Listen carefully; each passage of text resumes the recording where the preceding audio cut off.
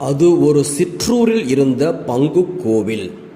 அதில் ஒரு ஞாயிற்றுக்கிழமை திருப்பள்ளியின் மறையுறையின் போது பங்கு பணியாளர் ஒரு பெரியவரையும் ஒரு இளைஞரையும் அழைத்தார். அவர்கள் இருவரும் அவருடைய அழைப்பினை ஏற்று திருப்பீடத்திற்கு முன்பு வந்தார்கள்.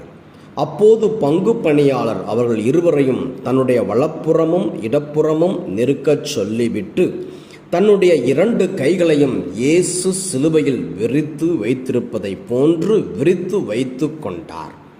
பின்னர் அவர் பெரியவரை பார்த்து, நீங்கள்தான் தந்தையாம் கடவுள் என்றார். இளைஞனை பார்த்து, நீர்தான் வீழ்ந்து கிடக்கும் மானுடம் என்றார். தன்னை இயேசு கிறிஸ்து என்று சொன்னார். கோவிலில் திரண்டிருந்த மக்கள் அனைவரும் பங்கு பணியாளர் என்ன செய்ய போகிறாரோ என்று அவரை வைத்த கண் வாங்காமல் பார்த்தனர். பங்கு பணியாளர் தனது வலப்புறமும் இடப்புறமும் இருந்த பெரியவரையும் இளைஞரையும் தன்னுடைய கை நன்றாக பிடித்து கொள்ளச் சொன்னார்.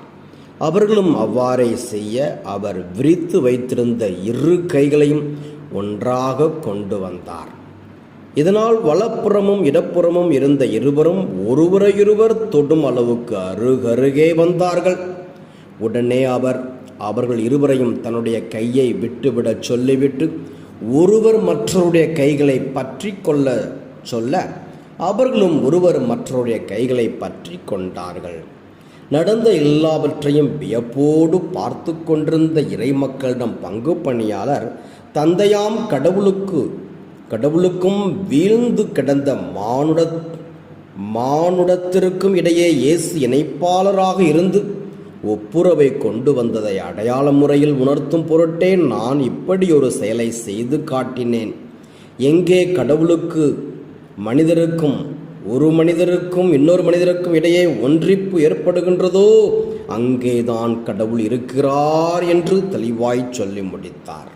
ஆம், எங்கே மனிதர்கள் ஒன்றித்திருக்கின்றார்களோ அங்கேதான் கடவுள் இருக்கின்றார். அதையே இந்த நிகழ்வும் இன்று நமக்கு வாசிக்க கேட்ட இறைவார்த்தையும் உணர்த்துகின்றன.